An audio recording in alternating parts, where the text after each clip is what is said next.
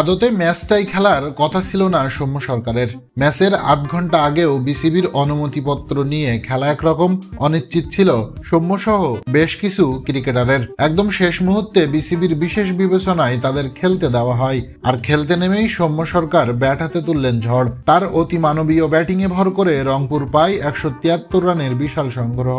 7-4 আর 5 ছক্কায় 56 বলে 86 রান করে অপরাজিত ছিলেন সৌম্যর ইনিংস কতটা ভয়াবহ ছিল বলের এই অবস্থা দেখলে আপনারা বুঝতে পারবেন।